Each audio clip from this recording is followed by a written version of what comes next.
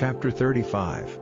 And the Lord said to Moses in the lowlands of Moab by Jordan at Jericho, Give orders to the children of Israel to give to the Levites, from the heritage which is theirs, towns for themselves, with land on the outskirts of the towns.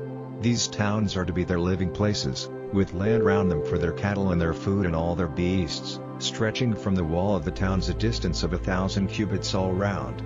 The measure of the space of land is to be 2,000 cubits outside the town on the east, and 2,000 cubits on the south and on the west and on the north, the town being in the middle. This space will be the outskirts of their towns.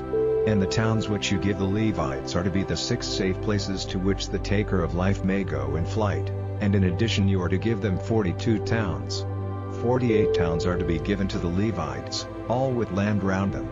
And these towns are to be given out of the heritage of the children of Israel, taking the greater number from those who have much, and a smaller number from those who have little. Everyone, in the measure of his heritage, is to give of his property to the Levites. And the Lord said to Moses, Say to the children of Israel, When you have gone over Jordan into the land of Canaan, then let certain towns be marked out as safe places to which anyone who takes the life of another in error may go in flight.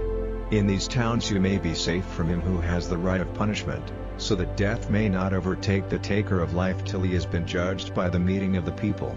6 of the towns which you give will be such safe places, 3 on the other side of Jordan and 3 in the land of Canaan, to be safe places for flight, for the children of Israel and for the man from another country who is living among them. These 6 towns are to be safe places, where anyone causing the death of another through error may go in flight. But if a man gives another man a blow with an iron instrument, causing his death, he is a taker of life and is certainly to be put to death. Or if he gives him a blow with a stone in his hand, causing his death, he is a taker of life and is certainly to be put to death. Or if he gave him blows with a wood instrument in his hands, causing his death, he is a taker of life and is certainly to be put to death. He whose right it is to give punishment for blood, may himself put to death the taker of life when he comes face to face with him. If in his hate he put a sword through him, or waiting secretly for him sent a spear or stone at him, causing his death, or in hate gave him blows with his hand, causing death, he who gave the death blow is to be put to death. He is a taker of life.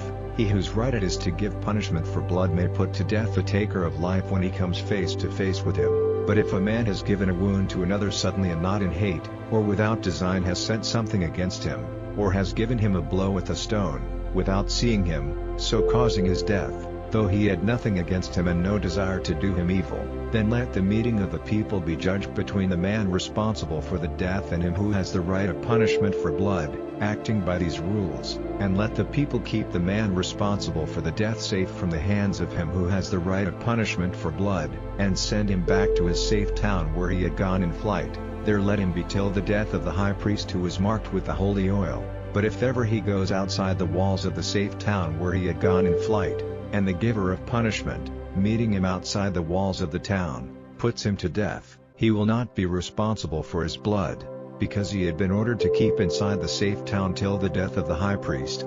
But after the death of the high priest the taker of life may come back to the place of his heritage. These rules are to be your guide in judging through all your generations wherever you may be living. Anyone causing the death of another is himself to be put to death on the word of witnesses, but the word of one witness is not enough. Further, no price may be given for the life of one who has taken life and whose right reward is death. He is certainly to be put to death. And no price may be offered for one who has gone in flight to a safe town, for the purpose of letting him come back to his place before the death of the high priest. So do not make the land where you are living unholy, for blood makes the land unholy. And there is no way of making the land free from the blood which has come on it, but only by the death of him who was the cause of it. Do not make unclean the land where you are living and in which is my house, for I the Lord am present among the children of Israel.